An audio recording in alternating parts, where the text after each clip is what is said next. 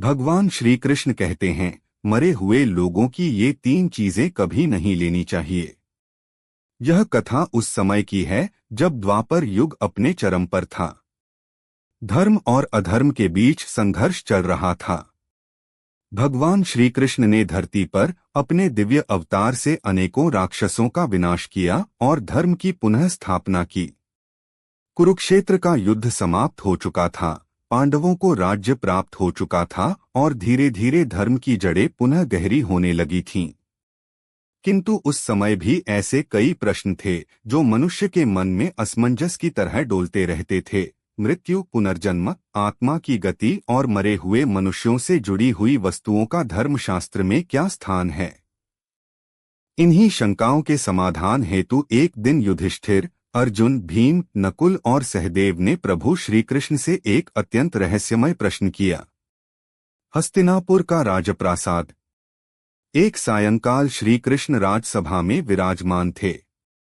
उनके चारों ओर पांडव, ऋषिगण, विद्वान ब्राह्मण और अन्य उपस्थित थे।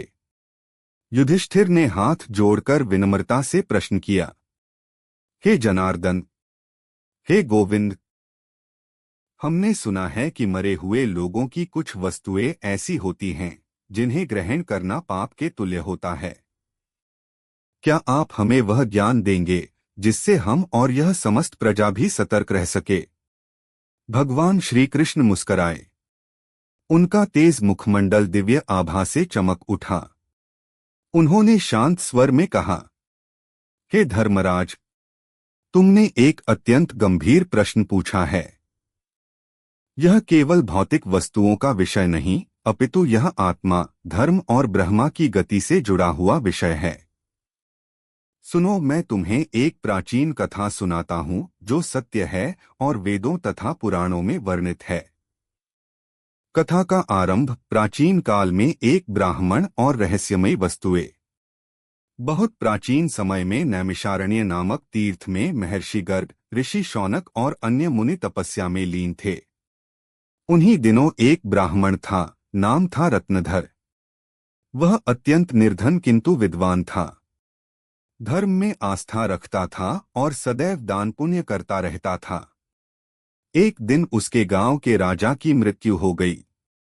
राजा की मृत्यु के बाद उसके परिजन रत्नधर के पास कुछ मूल्यवान वस्तुएं लेकर आए और बोले, हे ब्राह्मण देव, यह हमारे पूर्वज की दक्षिणा है, आप इसे स्वीकार करें। रत्नधर ने बिना विचारे वह स्वर्ण मुद्राएं, रत्नजड़ित वस्त्र और एक ताबीज ले लिया। किंतु उसी रात्रि को उसके साथ ऐसा हुआ जिसे आज तक किसी ने भुलाया नहीं। अद्भुत स्वप्न, मृत्यु का रहस्य प्रकट होता है। रत्नधर को रात्रि में स्वप्न आया। स्वप्न में उसने देखा कि वह एक श्मशान में खड़ा है। चारों ओर भूत प्रेत, पिशाच और पीड़ा से कराहती आत्माएं हैं। एक तेजस्वी स्वर आकाश से गूंजता है, हे रत्नधर, तूने मृत राजा की वस्तुएं बिना शुद्धि और यज्ञ के ग्रहण की। तूने मृतात्मा से जुड़ी शक्ति को अनजाने में आमंत्रित कर लिया है। अब सुन, तीन वस्तुएं ऐसी हैं जिन्हें कभी नहीं लेना चाहिए। रत्नधर कांपता हुआ बोला, हे दिव्य स्वर, कृपा करके बताइए वे कौन सी वस्तुएं हैं? स्वर ने उत्तर दिया, हे ब्राह्मण, सुनो। पहली वस्तु मृत व्यक्ति के वस्त्र। वे वस्त्र मृत देह के साथ जुड़ते हैं, जिनमें मृत्यु की ऊर्जा, पीड़ा और परलोक की छाया होती है। जो पुरुष इन्हें पहनता है वह अनजाने में मृत आत्मा के कर्मों का भार अपने ऊपर ले लेता है। दूसरी वस्तु मृत व्यक्ति का ताबीज या गहना। वह ताबीज आत्मा की रक्षा हेतु बनाया गया होता है। मृत्यु के पश्चात उसमें आत्मा की गति रुक सकती है यदि वह दूसरों के स्पर्श में आ जाए। ऐसा गहना मृत्यु के बंधनों को मुक्त करने के स्थान पर किसी अन्य को बांध सकता है।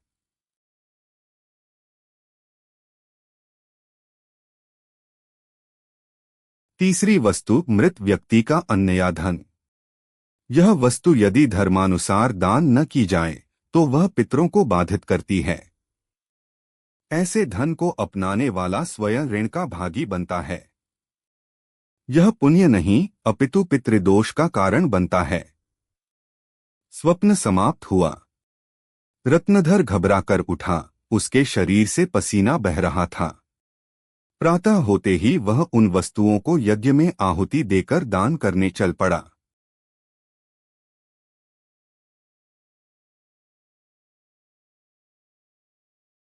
श्री कृष्ण का उपदेश, कथा का रहस्य।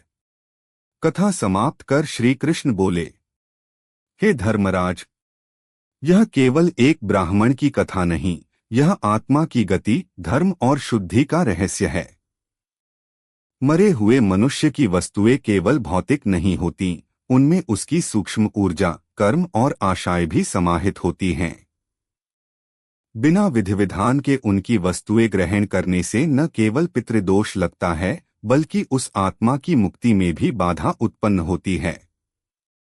युधिष्ठिर, अर्जुन, भीम और अन्य सभी सभा सदस्य गंभीरता से श्री कृष्ण की बातों को सुनते रहे। श्री कृष्ण ने आगे कहा, यदि मरे हुए व्यक्ति की वस्तुएं उपयोग करनी हो तो पहले गंगाजल से स्नान कराना चाहिए, शुद्धि यज्ञ करना चाहिए और मंत्रोच्चारण द्वारा उसे तर्पण देना चाहिए। बिना इन सब के किसी वस्तु को लेना अधर्म है।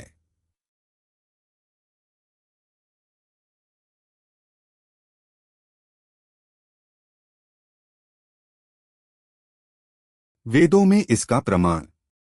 तब ऋषि व्यास जी ने श्री कृष्ण की बातों का समर्थन करते हुए कहा, अथर्ववेद और गरुड़ पुराण में यह स्पष्ट कहा गया है कि मृतस्य वस्तु न ग्राह्यम विना शुद्धिक्रिया, अर्थात मृत व्यक्ति की वस्तु बिना शुद्धिकरण के लेना वर्जित है।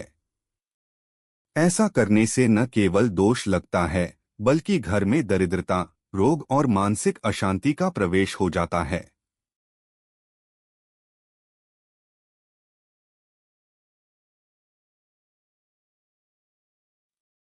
एक और प्रमाण, काशी के एक साधु की गाथा। श्री कृष्ण ने एक और कथा सुनाई। काशी में एक साधु रहते थे, नाम था व्रतानंद। वे अत्यंत तपस्वी थे। एक दिन एक धनी व्यक्ति की मृत्यु के बाद उसका पुत्र साधु के पास आया और बोला, मेरे पिता ने ये रत्न और आभूषण आपके लिए रखे थे। साधु मुस्कराए और बोले, वत्स, यदि ये तुम्हारे पिता की इच्छा से दिए गए हैं तो इनका तर्पण करवा और मुझे विधिवत आमंत्रित कर। मैं बिना पवित्रीकरण के मरे हुए की वस्तु को स्वीकार नहीं कर सकता। बालक ने बात मान ली और विधिपूर्वक दान किया, जिससे आत्मा को भी शांति मिली और घर में भी समृद्धि आई।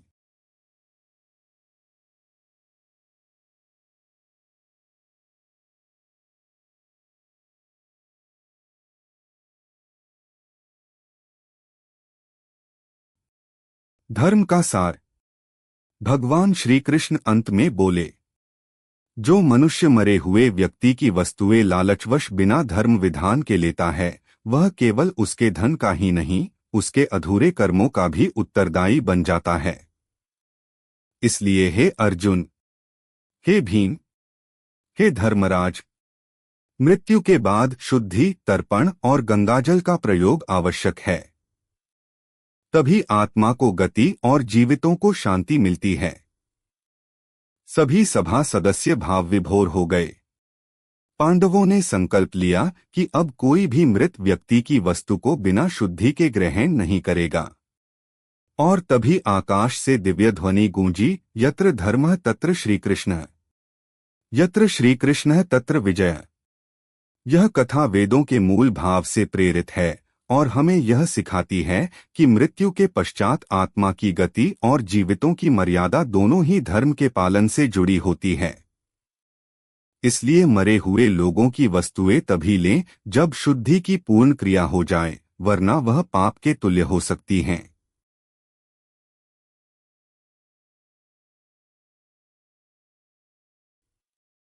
अगर आप श्री कृष्ण जी के सच्चे भक्त हैं